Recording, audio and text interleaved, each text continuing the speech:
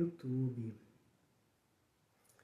Hoje nós vamos dar continuidade ao tema que a gente começou na semana passada, gente, que fala sobre os relacionamentos, né? Nós fizemos uma live a semana passada falando sobre as ligações espirituais que a gente tem e a partir disso as relações como elas se dão, né? Vou tentar a última vez aqui no YouTube, senão eu vou desistir do YouTube e a gente fica só a gente aqui, hein? Vamos ver se vai agora. E hoje nós vamos dar continuidade, vamos falar um pouquinho mais sobre relacionamentos, nosso valor próprio, né? Nosso poder pessoal, nosso poder próprio. O YouTube realmente não está indo, mas depois eu subo essa live aqui lá para o YouTube então. Tudo bem com vocês? Pessoal que está aqui assistiu a live da semana passada? Gostaram? Comentários, fritaram um pouquinho a cabeça. Nós falamos do inconsciente coletivo, do inconsciente pessoal, dos registros que a gente traz da nossa ancestralidade. Deixa eu só... Acho que eu vou fechar então o YouTube. O registro que a gente traz aí da nossa ancestralidade, dos nossos antepassados e como isso forma, né, a nossa parte interna, ânimos e ânima, e isso determina como a gente vive, como a gente se relaciona, se a gente consegue ou não se relacionar. Então é um assunto bem interessante. Quem não viu, bom, desisto do YouTube. Quem não viu, eu sugiro que procure depois lá no canal do YouTube. Também ficou salvo aqui no Instagram. E dá para assistir, foi bem legal o conteúdo. Então, eu achei que foi muito bom. Engraçado, né? Porque a gente fala de questões, né? Que todas as pessoas estão sujeitas a passar, né? A gente vive, a gente está aqui encarnado, a gente está aqui para aprender. E o propósito da nossa vida é a gente resolver esses registros internos, que eles podem sim ter uma origem espiritual, kármica, encarnatória, como também pode ser apenas uma reverberação dos registros que estão na nossa consciência familiar, no nosso sistema familiar. E isso acarreta várias questões que a gente pode encarar como um problema, como a gente pode encarar também como as evidências do que a gente precisa trabalhar na gente mesmo, não é verdade? Então, na semana passada, rapidamente para recapitular, muito rapidamente, eu disse que todos nós que estamos aqui, a nossa psique, ela é formada por alguns campos, algumas áreas. Nós temos o nosso ego, que é o que dá pra gente a noção do eu, de quem a gente é, né? A nossa personalidade. A gente tem o nosso inconsciente pessoal, que abrange todas as informações do nosso sistema familiar, tudo que a gente recebeu de registro dos nossos antepassados. E a gente tem um inconsciente coletivo, que é aquilo que a gente divide com toda a humanidade, todas as formas de vida, todos os outros seres humanos. A gente tem esse registro acástico, que a gente pode chamar de inconsciente coletivo, e eles atuam dentro da gente, porque todos esses campos estão interligados.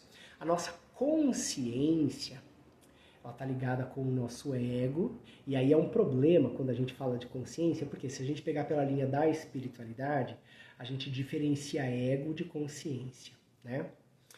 E se a gente pegar na linha da psicologia analítica de Jung, a consciência é tudo aquilo que eu estou consciente, não é algo maior do que eu. Esse algo maior do que eu, que a gente chama na espiritualidade de eu superior,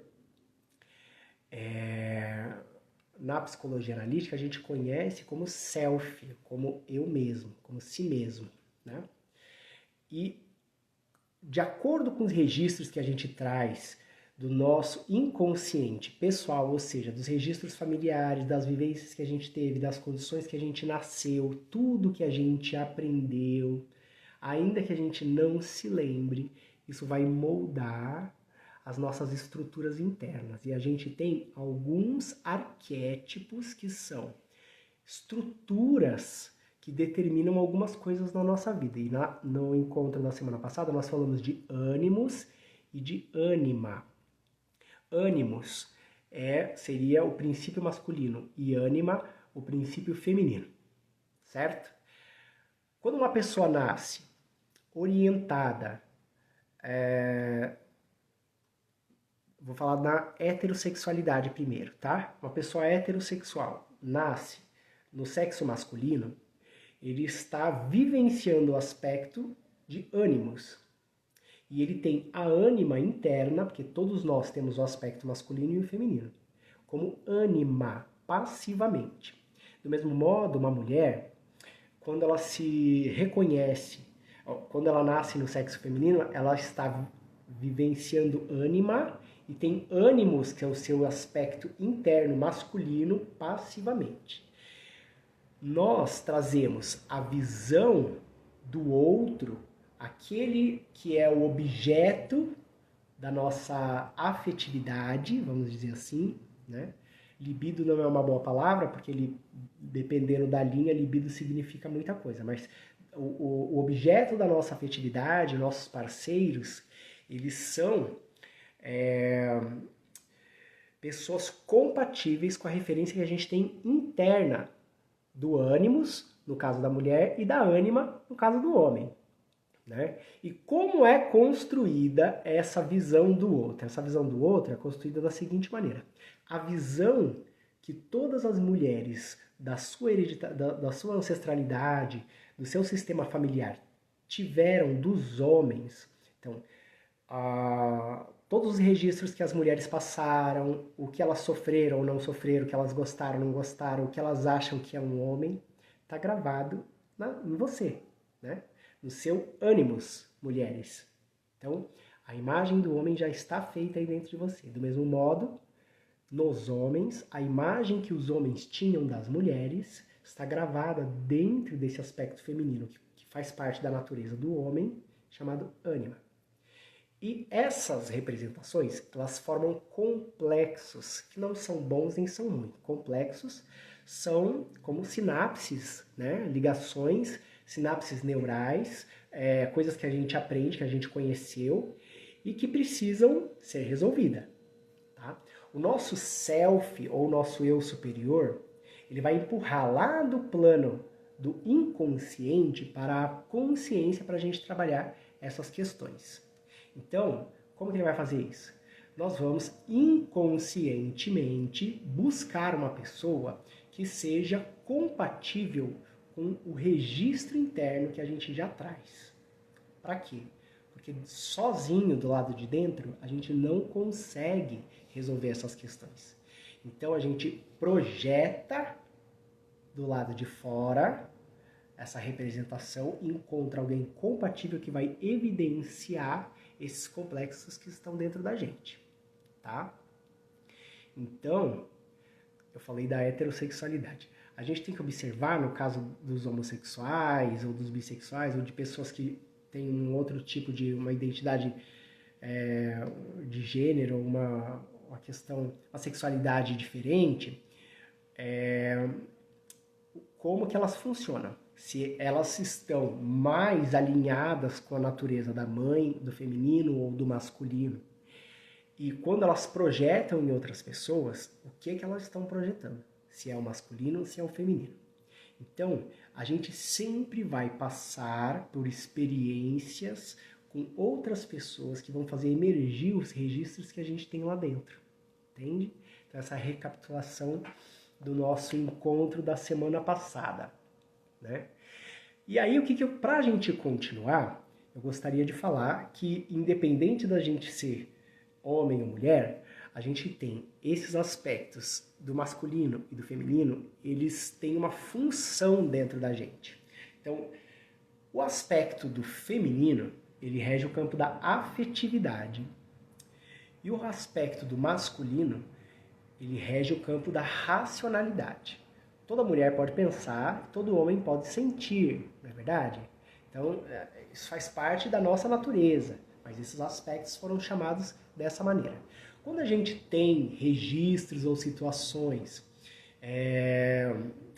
em que a gente não teve um bom relacionamento com os nossos pais, ou que a gente não foi cuidado pelos nossos pais, ou que a gente foi agredido pelos nossos pais ou abandonado, algo nesse sentido, se a gente tem muitos registros negativos ou a falta, a ausência dessa figura do feminino, a gente vai ter dificuldade no campo da afetividade, no campo das emoções, na maneira de se relacionar.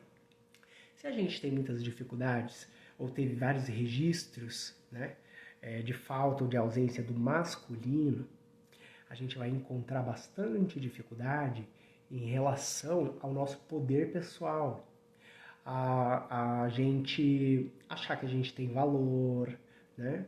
Não questões mentais, mas questões de ordem prática da sociedade. Por quê? Quando o bebê nasce, o primeiro momento dele, o primeiro ciclo que ele passa é o ciclo materno. E aí ele tem tudo o que o materno pode oferecer, porque a mãe amamenta, porque a mãe está sempre junto, ele saiu de dentro da mãe, a mãe é uma extensão do corpo da criança. Até que chega um determinado momento do desenvolvimento em que a mãe, simbolicamente, dá o filho para o pai e o pai vai mostrar o mundo para essa criança, vai mostrar como o mundo funciona, vai mostrar o que pode, o que não pode, né? Muitas vezes, quando uma pessoa não tem o pai, que é mais comum, né, e vive só com a mãe, a própria mãe assume o papel do pai, porque esses papéis são arquétipos que existem no inconsciente coletivo de toda a humanidade, também no nosso inconsciente pessoal. Então, muitas mães também são pais. E às vezes, quando só tem o pai, por qualquer motivo que seja, embora seja mais difícil, né, o pai assume esse arquétipo da grande mãe e nutre todo o campo da afetividade dessa criança, certo? Mas vamos falar de relacionamento, que é o que a gente começou a falar da semana passada, dos conflitos de relacionamento. Não sei se todo mundo que está assistindo aqui esteve presente na live ou assistiu depois, né? Eu dei vários exemplos em que como a gente traz esse registro interno, né, desse outro, que é o objeto do meu desejo, eu vou buscar alguém inconscientemente que tenha a ver com aquilo, né? Então, por exemplo, às vezes a gente conhece uma pessoa e de primeira se apaixona. Já aconteceu com vocês? Mas como é que a gente sabe que aquela pessoa tem a correspondência necessária ou bate exatamente com o registro interno das coisas que eu preciso trabalhar? Porque existe esse campo que está além das percepções, que é o campo do inconsciente. A gente pode chamar na espiritualidade por energia, a gente pode chamar por afinidade, né? E assim a gente tem um magnetismo que leva a gente a ficar fascinado por aquela pessoa. E aí começa um relacionamento. Depois de um tempo que a gente tá ali, tá conhecendo melhor, aí a gente vê que aquela outra pessoa que a gente se apaixonou ativa na gente um monte de processos. E aí a gente se pergunta, né?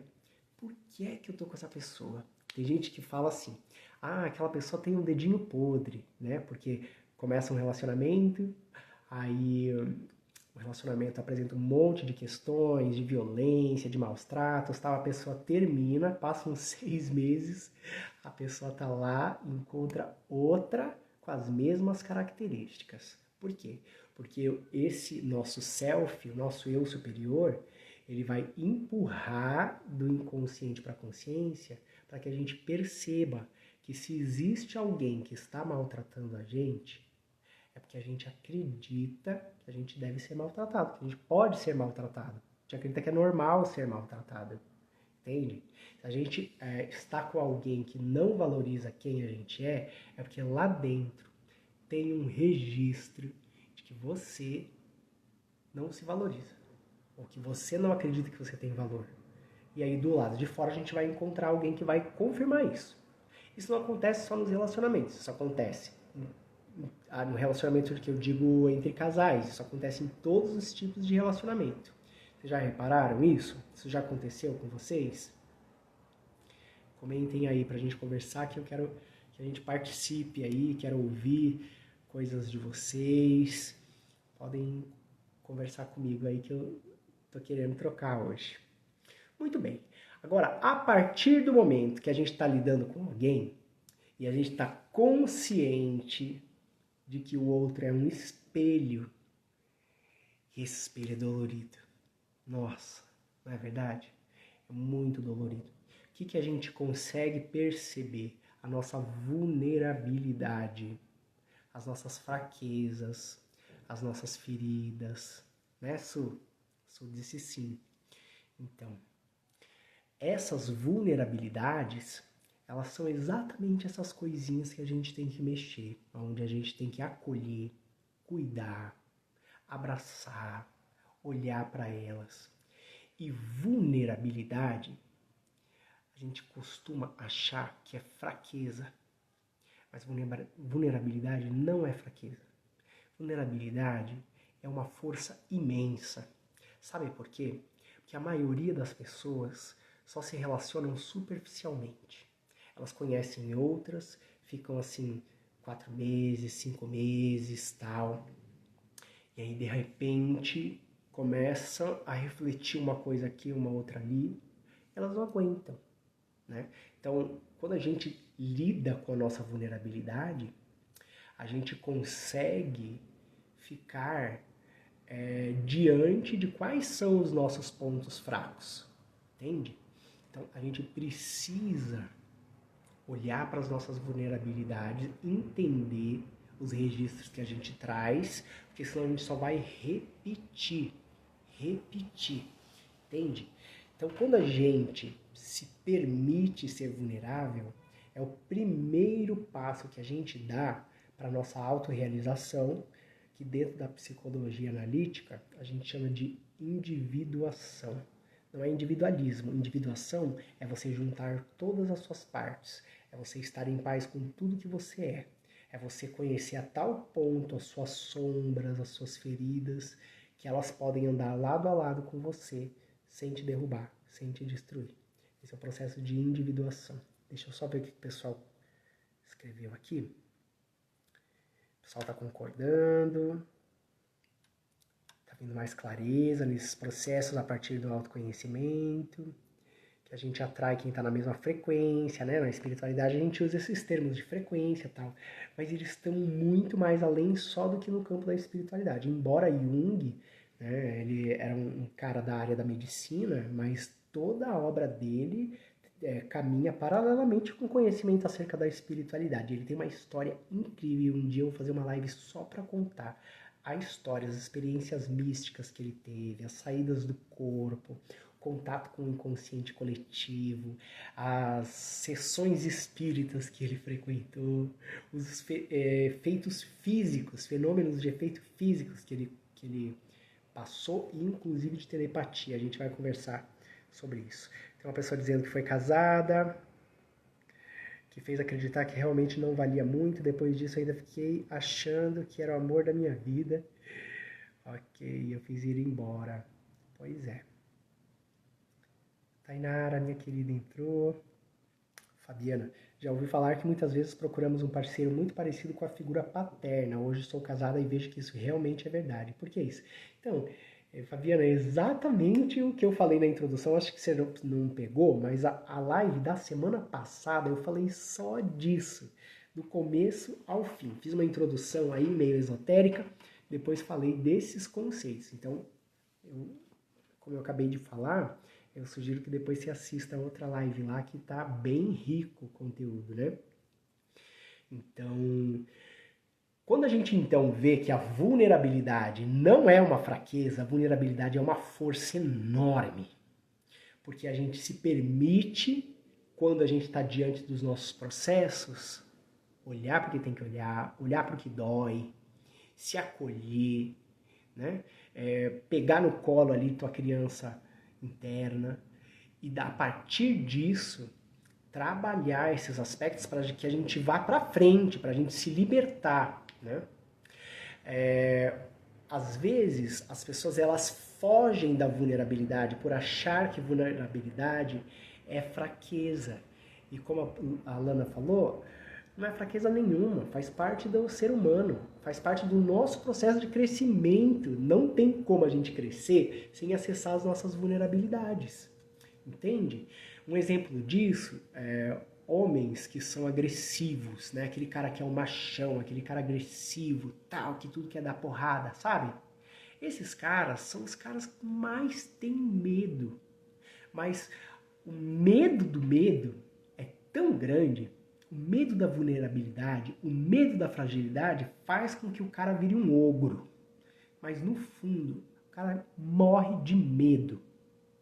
E é isso que acontece. Do mesmo modo, a gente vê que essas coisas que estão dentro da gente, que a gente se nega, ela se projeta do lado de fora.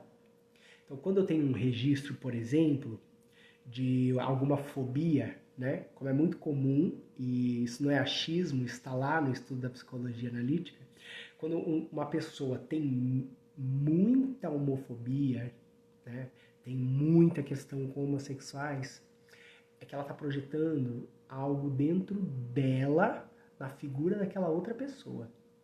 Então, é mais fácil tentar destruir o que está do lado de fora do que lidar com o que está lá dentro.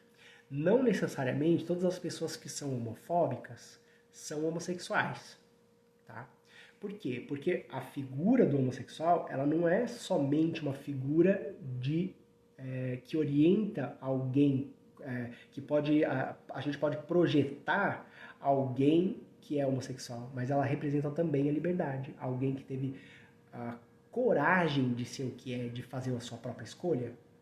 E aí quando uma pessoa que é completamente reprimida, que nunca teve direito, nunca teve coragem ou oportunidade de olhar e de fazer suas próprias vontades, de ser livre, que casou obrigada com alguém porque o pai e a mãe quis, por exemplo, de não teve coragem de viver sua sexualidade, quando ela vê uma outra pessoa que é livre, ela quer destruir.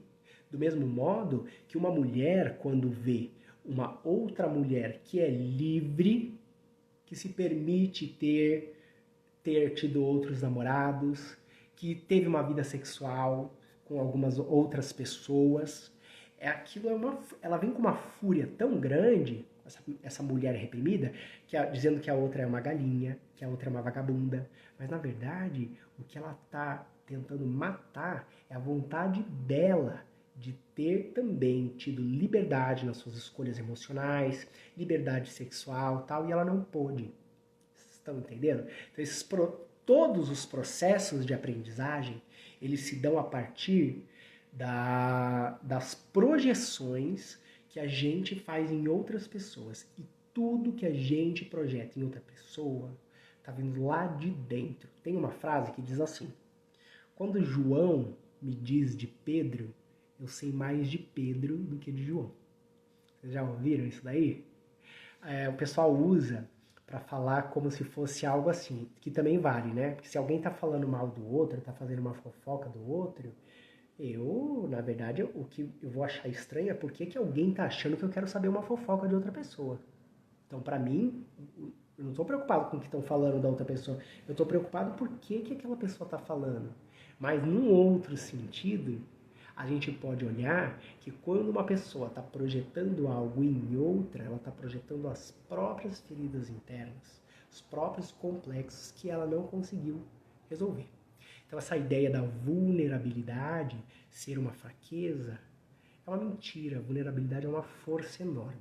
E só quem é capaz de ser vulnerável, de acolher as suas próprias feridas, pode se tratar, pode curar os aspectos que a gente traz da nossa ancestralidade, da nossa formação, do contexto em que a gente nasceu, do registro de relacionamento que a gente tem de acordo com o que os nossos pais viveram ou vivem, para que a partir daí sim a gente possa fazer a escolha de estar diante do outro como um espelho nu diante da minha vulnerabilidade.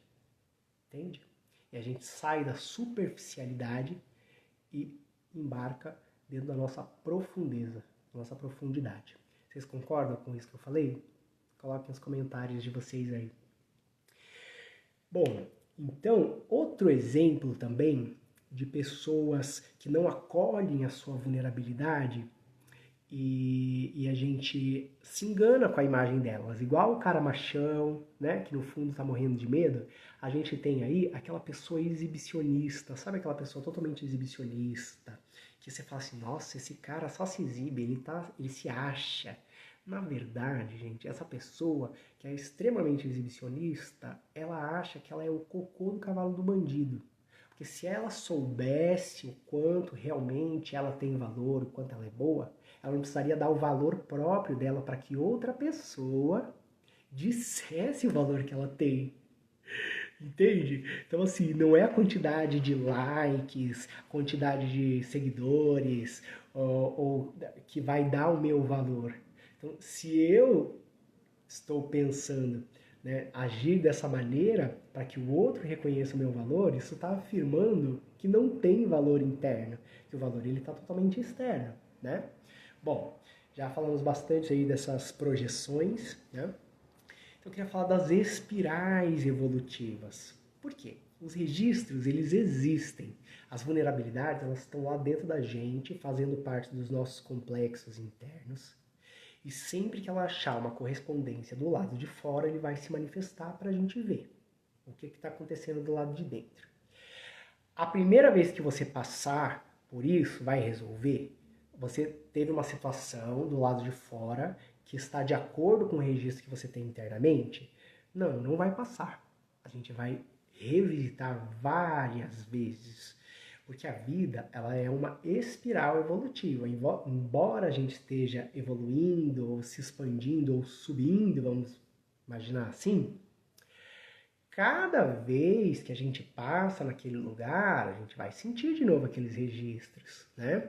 Uma pessoa que tem muito medo de se relacionar, que tem vários registros negativos das suas famílias sobre relacionamentos, cada vez que ela passar por aquilo, ela vai entrar no processo dela, ela vai ficar vulnerável, ela vai ter um medo, vai ter um pânico e tal, e ela vai aprender a lidar ali naquele nível. E aí ela vai tendo essa oportunidade, às vezes termina com uma pessoa, mas ela vai ter outra oportunidade e cada vez que ela passar por esse processo, ela vai conseguindo integrar melhor quem ela é. Vocês já tiveram essa experiência? Quando a gente está de olho no nosso processo evolutivo, acolhendo as nossas feridas, olhando para as nossas emoções, por mais que a gente tenha um relacionamento e ele acabe, o próximo relacionamento ele vai ser sempre melhor. A gente vai estar sempre tendo a oportunidade de aprender outras coisas. Isso já aconteceu com vocês? Ou vocês estão naquela lista do dedinho podre, que sempre pega um igual o outro? Comenta aí que eu quero saber. Vou dar um exemplo meu, que é um exemplo da minha vulnerabilidade. E a gente não tem que ter vergonha da nossa vulnerabilidade, né? A gente tem que ter orgulho da nossa vulnerabilidade, porque não é para qualquer um lidar com a sua vulnerabilidade, né? Eu já contei, quase todas as lives eu conto, e a gente tem que falar da gente, né? Isso é um letramento social que a gente pode falar do lugar de onde a gente está. E eu fui adotado, né? Antes de ser adotado, eu fui abandonado, rejeitado pelos meus pais biológicos. Então, o meu registro do que é o amor, da onde o amor deveria vir, ele é um registro que tem vários complexos estruturados negativamente, com emoções, sensações, né? Negativas. Né? Tem uma amiga minha aqui que também é adotada, duas amigas minhas que estão assistindo essa live que são adotadas, hein? Não vou dar o nome delas, mas eu já vi que elas estão aí. E aí o que acontece? Não só o valor que a gente deveria ter, né, quem é adotado, dos nossos pais biológicos, essa informação não veio a informação contrária, que você não tem valor. Porque quem deveria te amar não quis ficar com você. Então, Pumba, tá aí um registro, um complexo para você trabalhar. Como também o olhar da minha mãe sobre o meu pai, né, o interesse dela por um homem. No meu caso, eu sei que meu pai ele tinha um outro relacionamento e ele não quis assumir a minha paternidade. Então, o olhar do feminino que eu trago é um olhar do homem que não assume seus relacionamentos. E o olhar do masculino para o feminino é um olhar utilitário, entende? Então, assim, eu estou com você enquanto você puder me oferecer as coisas boas. A partir do momento que surgem as responsabilidades, eu tô fora.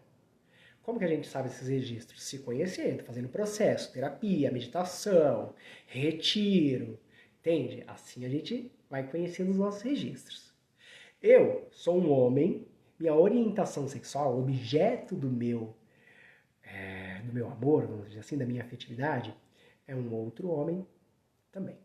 Então eu trago os registros da mulher, da mãe, e o olhar sobre o homem. Enquanto eu não trabalho, ou todos esses anos entendendo isso e vindo trabalhando, o dedinho podre sempre aparecia, né? Até que esse dedinho vai ficando cada vez melhor. Mas a cada vez que a gente tem a experiência de passar por uma situação como essa, a gente vai melhorando cada vez mais. A gente vai se relacionando com pessoas cada vez melhores. Às vezes a gente só se relaciona com uma pessoa, mas a gente vai crescendo com essa pessoa. Né? As pessoas elas crescem juntas, elas amadurecem juntas. E essa beleza de você estar com alguém é de você estar com alguém que está em paz com a sua vulnerabilidade, com a vulnerabilidade dele mesmo. Entende? E aí assim a gente consegue falar, não, peraí, se eu estou tendo esse problema aqui, qual que é a origem desse problema? Será que esse problema está aqui? Ou será que esse problema vem de trás? Da referência que eu tenho do meu pai, da minha mãe, da referência dos meus ancestrais, entende? Então é só assim que a gente consegue estabelecer esse relacionamento. E eu fiz aniversário agora no sábado, dia 31 de outubro, para variar ainda era dia das bruxas. E toda vez que eu passo por esse registro, né, temporal, que é a data do meu aniversário, eu entro num processo. Então, antes, esse processo era inconsciente. Eu ficava irritadíssimo, eu achava que eu ia ser abandonado, um monte de coisa acontecia, eu tinha ciúmes loucos, entendeu? Eu criava processos, a coisa emergia as minhas emoções que estavam no registro, que aquela data foi a data que a minha mãe, que eu saí de dentro da minha mãe e que minha mãe não ficou comigo. Então, os registros estão ali. Cada aniversário que eu passo, eu revisito isso. O que eu faço hoje com a minha vulnerabilidade? Eu fico quieto. Eu fico na minha casa. Eu não pego muito trabalho nessa data. Entende? Eu fico uma semana. Aí eu choro todo dia. Qualquer coisinha me faz chorar. Só que aí eu não jogo no outro. Eu não crio situações com outras pessoas. Porque eu estou lidando e acolhendo a minha vulnerabilidade. Eu faço os meus rituais, as minhas meditações, faço os meus banhos, eu apago a luz no chuveiro, sento no chão, peço desculpa para a natureza, mas assim, às vezes a gente tem que fazer alguma coisa, né? A gente precisa de recursos para lidar com a nossa vulnerabilidade. Tomo banho no escuro, imagino que eu estou dentro do útero da minha mãe, agradeço pelo que ela pôde oferecer minha vida, e olha que vida bonita, né? Estamos falando de valor próprio. Agradeço a genética que eu recebi do meu pai e estou aprendendo a lidar com as minhas questões. E cada vez que eu lido com a minha vulnerabilidade, eu fico mais forte. E cada vez que você lidar com a sua vulnerabilidade, você também vai ficar mais forte. Você não vai ficar mais fraco. A gente fica cada vez mais forte.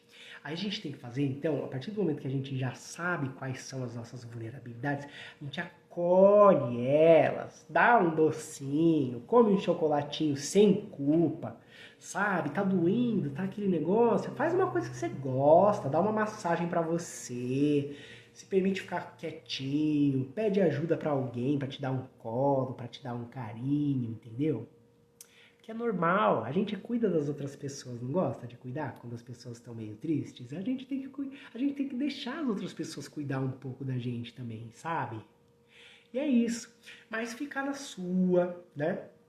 Fazer esse acolhimento emocional. A partir do momento que eu sei qual é o meu acolhimento emocional, e junto com esse acolhimento emocional, a gente vai ver as nossas sombras. Sombras não são espíritos obsessores. Sombras são coisas dentro da gente que precisam ser trabalhadas. E as sombras, elas podem estar na área da sexualidade, coisas, vamos dizer assim, a perversão, vamos dizer, que esse é o termo usado, né? As neuroses, as perversões, né? Que pode ser um descontrole, alguma fantasia que a gente tenha, que a gente se sente culpado, que a gente não gostaria de ter, né? Essas são as nossas sombras, como pode ser que a nossa sombra seja de outra natureza, não sexual, mas de algum um sentimento que você não queria ter por alguém que, sabe, putz, sinto uma raiva de alguém da minha família, não devia ter, sabe? Ou que você tem algum vício, entende? Ah, que fuma e a pessoa sofre, até que ela começa a perceber que, por exemplo, quando ela tá com algum vício, ela já está se punindo, entende? Então a gente cria outros sentimentos de culpa por não se conhecer, a gente cria sentimentos de culpa, de inferioridade, dentro de processos que já são processos de autopunição de alguma maneira, né? Ou para tapar algum buraco que a gente ainda não aprendeu a lidar. Então a gente faz esse acolhimento mais amoroso com a gente, fica em paz, e aí a gente tem que fazer nutrir os nossos aspectos positivos. Porque eu tenho certeza que se eu perguntar para você aqui quais são os seus defeitos, você vai saber todos, de todas as ordens, intelectual, espiritual, físico, sua aparência, sabe? A gente sabe todos os nossos defeitos, a gente não acolhe nenhum, mas a gente se maltrata falando pra gente mesmo que a gente tem um monte de defeito e isso e tal, cria um monte de coisa maluca na cabeça para justificar. E quais são as nossas qualidades? Entende? Porque é super normal a gente ter o nosso espaço da vulnerabilidade, mas a gente tem que nutrir a nossa qualidade. Porque se a gente fica na vulnerabilidade e sem sair da vulnerabilidade, só remoendo os aspectos que a gente não gosta, que a gente não queria ou que a gente sofre, a gente vê o cocô do cavalo do bandido, né? E como é que a gente vai conseguir se relacionar com alguém se a gente mesmo pensa um monte de coisas erradas a nosso respeito? Eu tô falando a gente porque eu também faço parte disso. Tô só falando aqui, compartilhando meu processo, mas eu sou absolutamente igual a todo mundo. Essa história de que quem tá falando no YouTube, no Instagram são pessoas iluminadas, é tudo uma mentira. A hora que você conhece de perto mesmo, você vai ver que não tem nada disso, né? Não tem gente iluminada. Quem tá iluminado não tá mais aqui. Entende? Quem tá aqui é porque tem que trabalhar. E se tá vivo é porque tem conteúdo interno ainda que precisa trabalhar. Então a gente tem que tirar essas fantasias, né? Enfim, a gente fortalece os nossos aspectos positivos, as nossas qualidades. Tem que fazer uma lista. Quais são as suas qualidades? Coloca lá uma coluna física, intelectual, emocional, habilidades que você tem. E começar a olhar, sabe? Que a gente tem valor. O que você tem valor na sua vida? Entende? Você sabe fazer uma comida gostosa, todo mundo adora a comida que você faz. Ou você sabe arrumar alguma coisa de um jeito, fazer um arranjo floral. Ou você é muito amorosa ou amoroso, né? Adora dar colo para as pessoas gostam da sua companhia. Ou você é um excelente profissional, você faz uma coisa incrível que só você sabe fazer. Então, a gente tem que se listar as nossas qualidades. Sabe por quê? Se o mundo externo é um reflexo do mundo interno, ou seja, se eu me relaciono do lado de fora com aquilo que está lá do lado de dentro, se a gente não colocar as nossas coisas boas para vibrar lá dentro da gente, do lado de fora, a gente não vai conseguir nada diferente. Entende? A gente só vai conseguir pessoas que reforcem o nosso aspecto negativo. Então, por mais que a gente fique triste, a gente pode ficar triste, a gente pode chorar sim, a gente pode ficar frágil. Se alguém achar estranho a sua fragilidade, aí você lembra que, na verdade, é que essa pessoa ainda não conseguiu lidar com a fragilidade dela. Porque aí você está sendo o espelho dela. Como assim você consegue lidar com a sua fragilidade? Eu não quero lidar com a minha fragilidade. Entende? Então você pode sim ficar frágil, mas aí você lembra seus aspectos positivos e começa a nutrir, fazer coisas boas para você, a ponto de você conseguir um dia, tô falando isso é um ideal, é o meu ideal, ser a pessoa mais importante da minha vida. Ainda não consegui me sentir assim plenamente, mas estou trabalhando diariamente em cada uma das minhas escolhas para que isso possa acontecer um dia. E eu espero que isso aconteça com você também, ok? Então lembra, em todo mundo tem coisas boas e coisas que a gente acha que não são boas do lado de dentro. Mesmo aquelas pessoas que a gente admira. Mesmo as pessoas que a gente acha o máximo, que estão bombando aí, se achando. Entende? Todas essas pessoas têm essas coisas. Né? Algumas estão conscientes, estão fazendo isso com poder próprio, valor próprio, poder pessoal, que é independente de eu estar carregando um monte de coisa aqui que eu ainda tenho que resolver, cara, eu sou muito bom. E besta que não me valorizar. Entende? A gente tem que falar isso pra gente mesmo. Sabe? A gente tem que saber as nossas qualidades. Você tem que saber que você é uma pessoa ótima quando você se relaciona. Que você tem muitas coisas boas que as pessoas podem valorizar em você. Entende? E aí você vai se colocar numa situação que as pessoas vão ver. Você fica brilhante. Né? Como é que alguém vai gostar da gente se a gente não gostar? Né? Então chora o que tiver que chorar, acolhe o que tiver que acolher e alimenta aí o que você tem de bom. Certo? O que vocês acham disso que eu falei?